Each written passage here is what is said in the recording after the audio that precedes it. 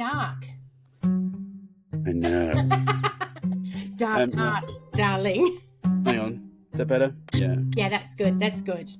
So, Okay. yeah, what I wanted to talk about was, I think it's quite common, and tell me if it's not, Adam, in coaching, right? When we're teaching people, I guess, how to coach, we talk about not getting pulled into the content, right? To focus more on the context and their language, their body language, all that sort of stuff, and to not get pulled in.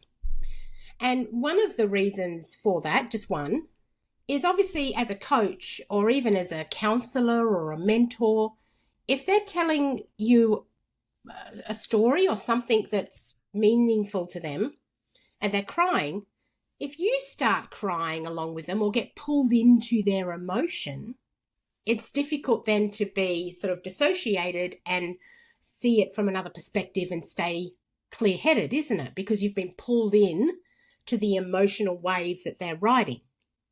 And so I've been that makes a lot of sense to me, and I'm a big believer of it. What I realized is how much I have not applied that, or how much more difficult it can be to apply that principle to the other emotions like anger. So you think about when you're listening to, this is the whole political thing coming into it now. One of the reasons I have avoided political conversations and TV shows and news for so long is because the minute they start talking shit, especially if they are dragging other politicians down, I just think, oh, you know what, I'm out. Like, they're sharing a brain, and who's using it today? It's guess who's got the brain. Yeah, and they're so not in this room. I would just so shut it off. And when I've spoken to other people in the last few days about this, about shutting it out, the main theme is how angry people get.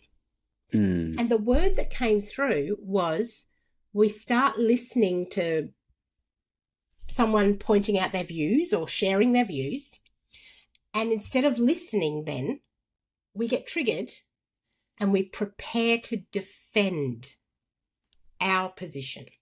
And so what? We defend, don't we, when we feel at war, right? That's what defense is about. True. You're about to be attacked, and so you get ready to defend. And so I realized that when it comes, for me anyway, politics, for other people it can be other things, that when we're triggered and the triggered response is of an anger nature, when it goes against our values or something, how much more difficult it can be to not get in that defensive mode. This other person I was speaking to about this talked about how she could get ready to defend because that other person wants me to agree with them and I don't, and they're not going to be happy that I don't agree. So I see how it's all about that. We want other people to agree with us, or we want to be like other people, that sort of communal feeling.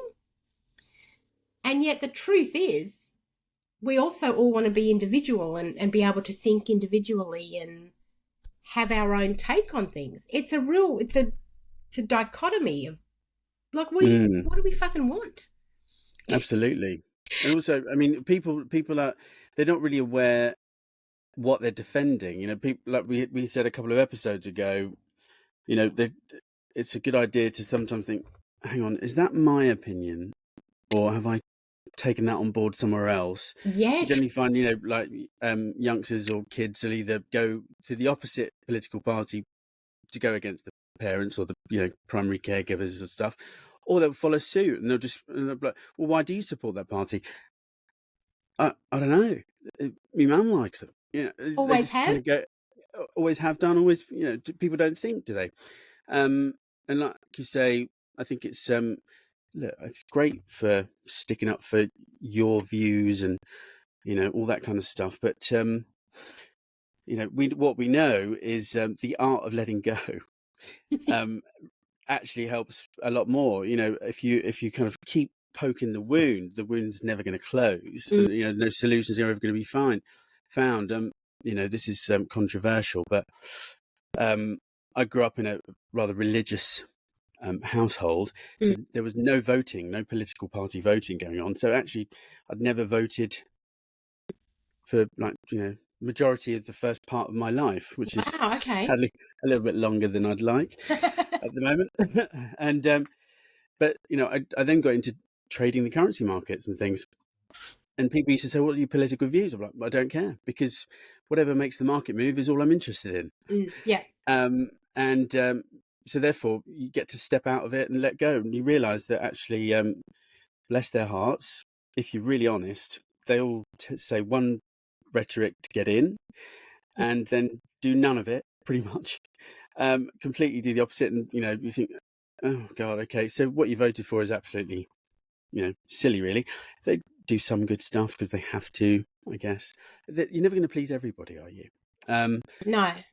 So it's a real tough one, because of course everybody is entitled to it, and the right to vote and all that was a long road to getting that all happening for different groups and things like that. So there's lots of good things about it. Do we need to argue about it? No, we know that's not the best communication.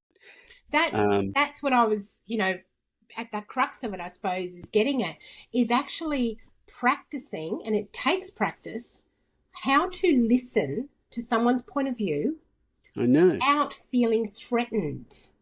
Because the minute we feel threatened by what they're saying, we're making it personal, and then we're no longer listening or even thinking critically.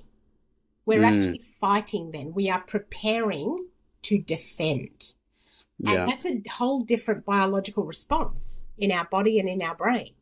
Absolute fight mode, isn't it? Yeah. And so I've been practicing. What fight mode? No, I'm quite good at that, I must say. You are. Practicing listening, that if I feel that trigger of like, oh, how could they say that? That kind of trigger that I think all of us are familiar with. I don't have any anymore. I have no triggers. None whatsoever. Push away. Go on. VL9, baby. But when you feel that trigger, you have an opportunity then to say, hang on, at this point, being triggered, I'm allowing that person's, simply their words, their views, to push me into a mode where I feel I have to fight. I'm giving them that power. Because they're just words. I'm choosing. They're just words. Exactly. They're just words. And so you can choose to learn from them. It doesn't mean you have to agree with them. You don't have to believe it. You don't have to take it on board. You don't have to decide if you like the person or not. You don't have to do anything. However, if we can expand and listen with the idea of simply learning how to be secure in your beliefs and your values and living them, aligning with them and living them. So when you get an icky feeling, that's an opportunity to say, okay, something doesn't align here. Something's out of whack.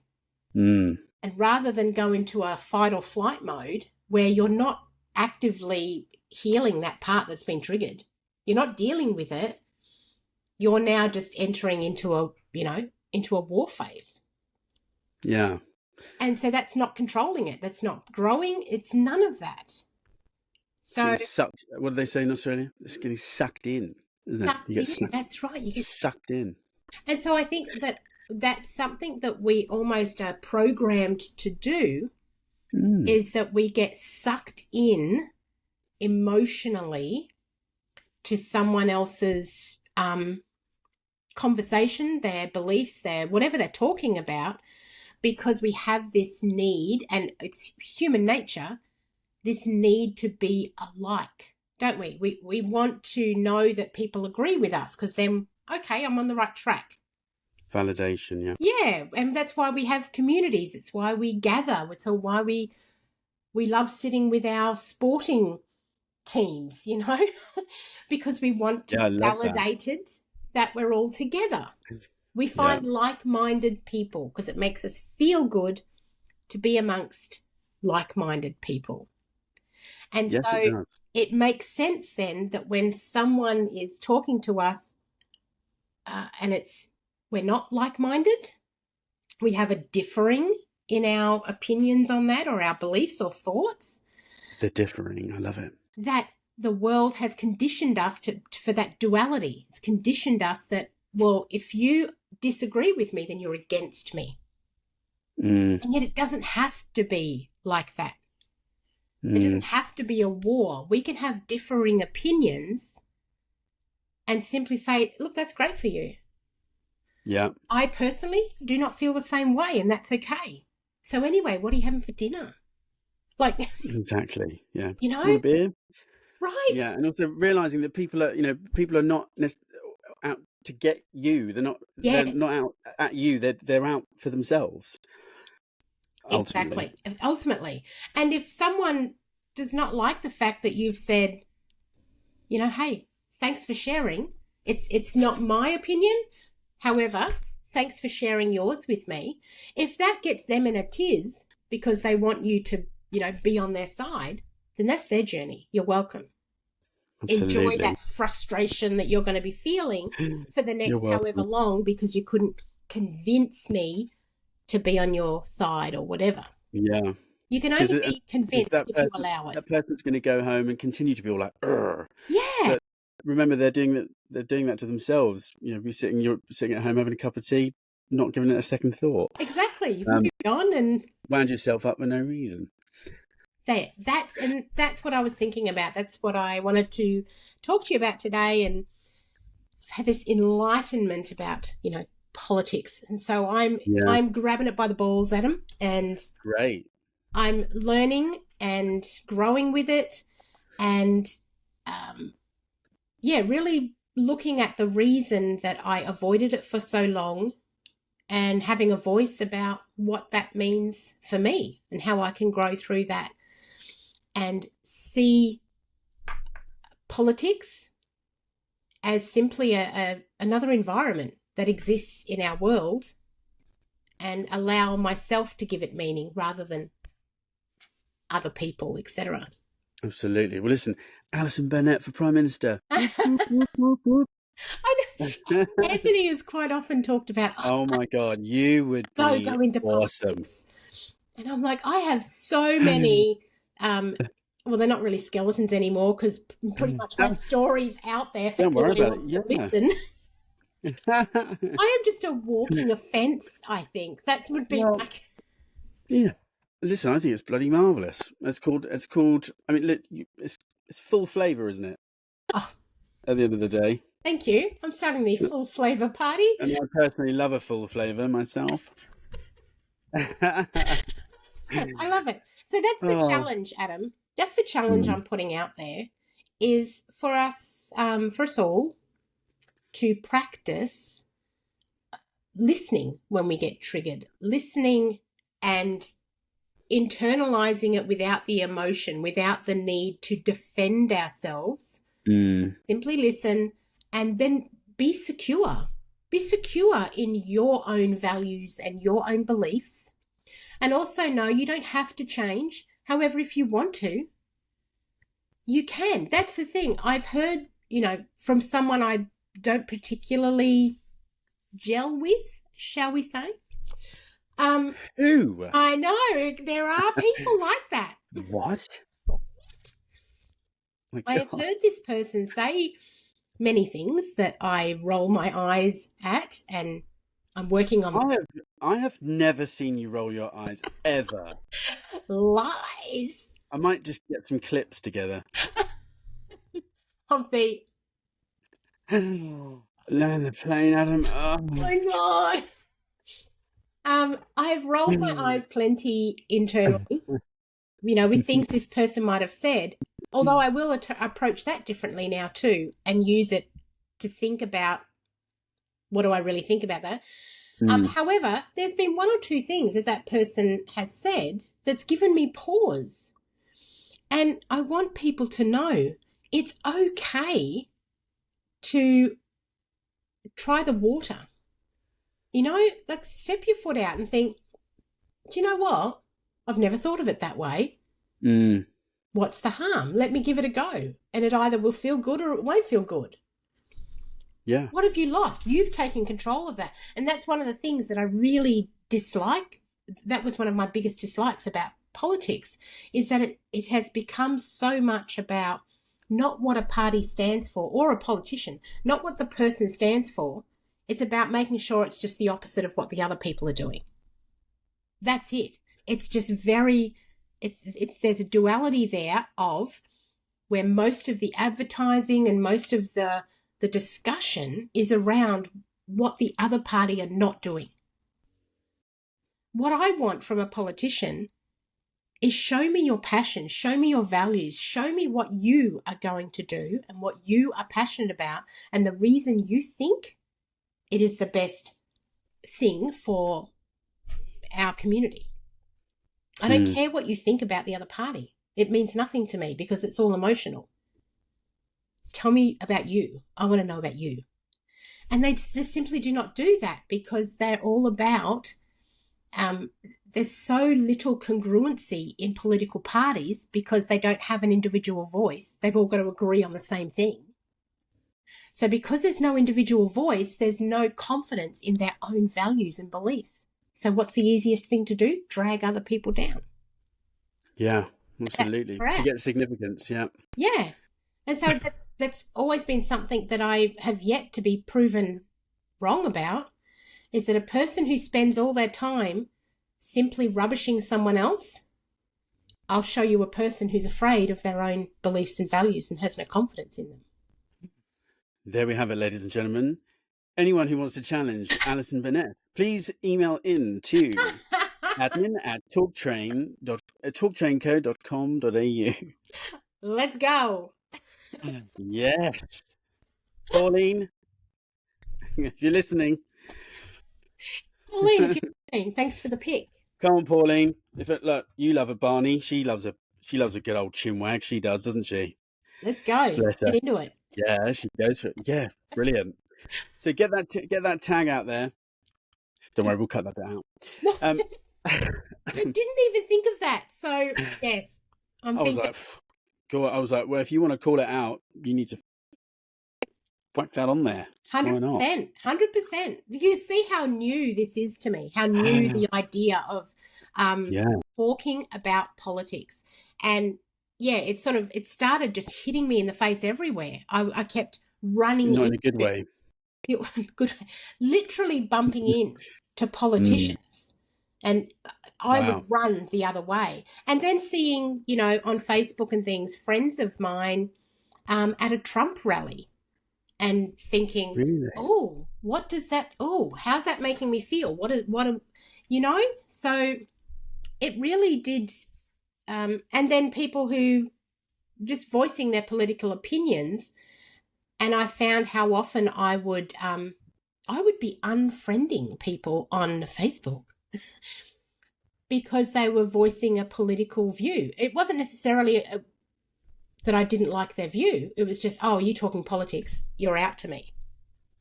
That's how dismissive I was of the whole thing. So it's time to grab it by the balls. Strap in, ladies. Right, and if anybody wants to fund Alison's campaign to become Prime Minister or the leader of the party, whichever party she chooses to probably create, by the sounds of it, could be a whole new career. Up there in Queensland, it's a whole new career for her. I'm behind her. Thank you, Adam. You'll wear whatever you want to do. Whatever you want to do, darling. Whatever you want to do. You'll pin a pretty button to that gorgeous chest of yours, won't you? Yes, I will. Yes, I will. AB, baby, AB. Okay, so we could keep fluffing on about this for ages. However, we won't. We will keep our promise and keep it short. Absolutely. I trust those listening. In all seriousness, I think it's look, we need to start seeing what the listeners are saying. So anybody that's listening and feel compelled to write in, either leave a comment on the YouTube video or send in an email to admin@talktrainco.com.au, addressed to Ali, not me. Adam would like Don't to worry, stay out of that I'll read them. much. I'll read them. And Yeah. please remember to like and subscribe, because Yes. the more traction we can get, the more it helps us to keep getting together and bringing out some really good subjects and pressing buttons. Yes, pressing buttons. Yeah. All right, guys. Been a pleasure. Cheers, everyone. See you next week. Ciao.